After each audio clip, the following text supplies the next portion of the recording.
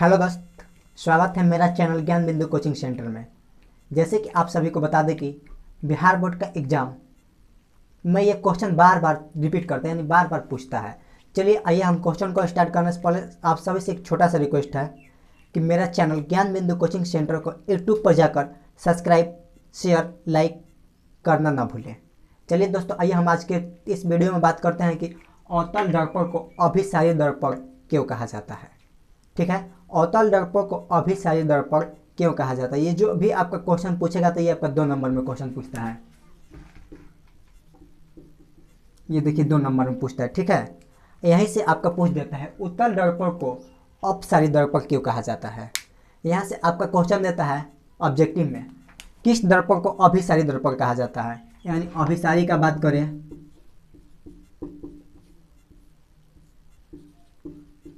अभिसारी दर्पण, और एक होता है आपका अपसारी दर्पण।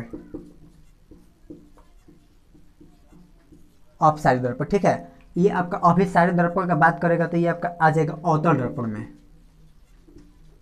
अवतल दर्पण, ये बात करें तो उत्तल दर्पण।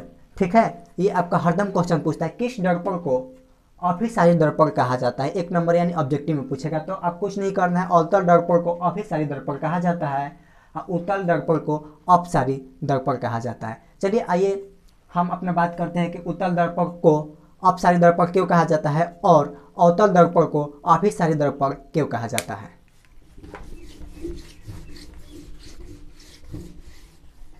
अब देखिए, यहां से आपका आंसर हो जाएगा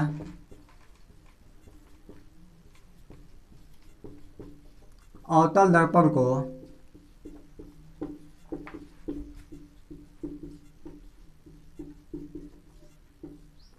अभिसारी दर्पण इसलिए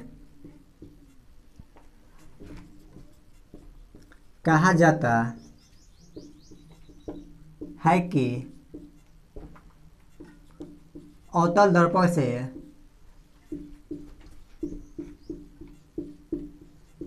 परावर्तन के बाद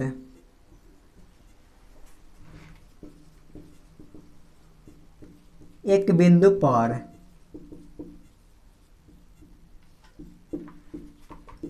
आकर मिलता है, अर्थात अभिसरित होता है, तो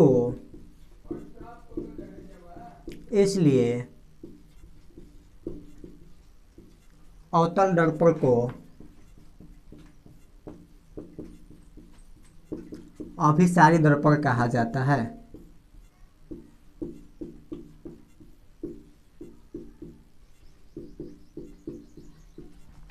चलिए दोस्तों, ये आपका क्वेश्चन मात्र 2 नंबर में पूछेगा। कितना नंबर? 2 नंबर में। 2 नंबर के लिए हमको ये सब करना है। ठीक है, क्वेश्चन बोल रहे हैं कि अवतल दर्पण को अभिसारी दर्पण क्यों कहा जाता है।